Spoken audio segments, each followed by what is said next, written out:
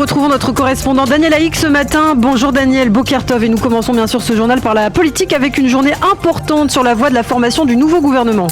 Et oui, en effet, Lana, c'est ce matin à 10h heure locale que la Knesset se réunira pour élire celui qui sera son président provisoire.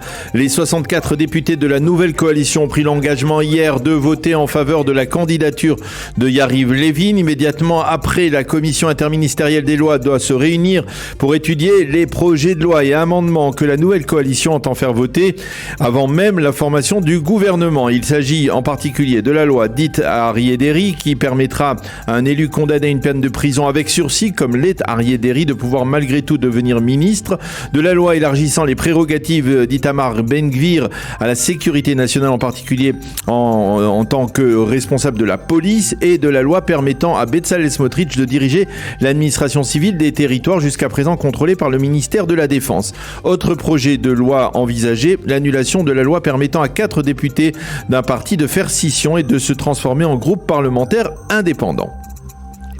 Mais au sein de la Knesset, on se demande si Yariv Levin ne restera pas finalement président permanent de la Chambre. Oui, c'est effectivement une bonne question. Si tout se passe comme prévu à la veille de la formation du gouvernement et après les votes de ces nouvelles lois, Levin devrait démissionner. Il sera alors nommé ministre de la Justice dans le gouvernement de Binyamin Netanyahou. Cependant, il y a également un cas de figure où Levin pourrait rester à la présidence de la Knesset si Binyamin Netanyahou refusait de le nommer à la justice.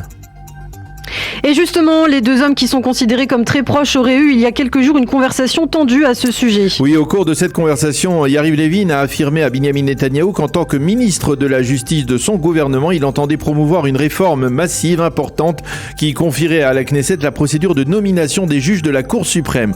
J'irai jusqu'au bout de cette réforme, a dit Levin, même si les 15 juges de la Cour suprême devaient aller jusqu'à démissionner. Paradoxalement, c'est Binyamin Netanyahou qui aurait alors tenté de raisonner Yariv Levin en lui demandant de se contenter d'une élection par les députés d'une partie seulement des juges de la Cour suprême. Voilà pourquoi si Binyamin Netanyahou ne devait pas valider la réforme de Yariv Levin, eh bien ce dernier pourrait alors renoncer au poste de ministre de la Justice et préférer rester au perchoir.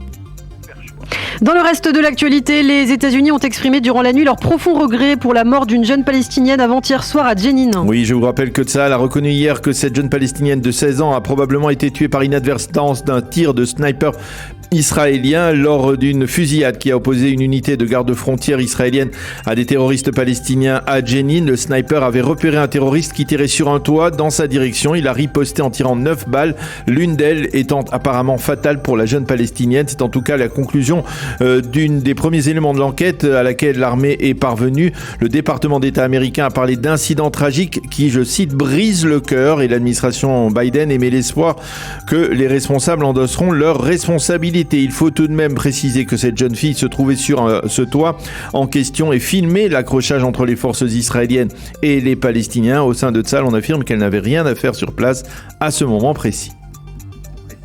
Et puis on évoque cette déclaration importante hier du nouveau Premier ministre britannique.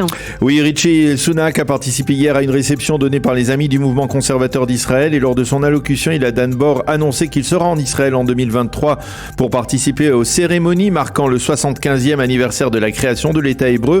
Il a rajouté qu'il se battra avec force pour garantir la sécurité d'Israël. Le Premier ministre britannique en a profité pour féliciter Israël pour ses réalisations remarquables, a-t-il dit, et il a dénoncé les détracteurs d'Israël, du BDS en particulier.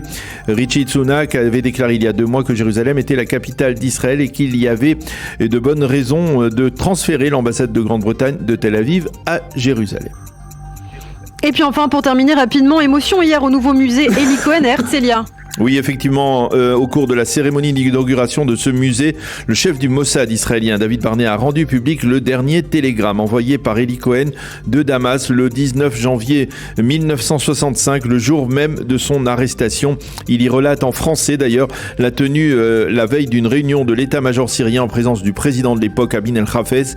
David Barnea a voulu tenter de faire comprendre en publiant ce télégramme que même le meilleur des agents, tel Eli Cohen, une véritable légende, on le sait, au sein du Mossad et en Israël, peut se faire prendre. La veuve d'Eli Cohen, Dalia, et ses enfants et petits-enfants étaient présents à cette cérémonie.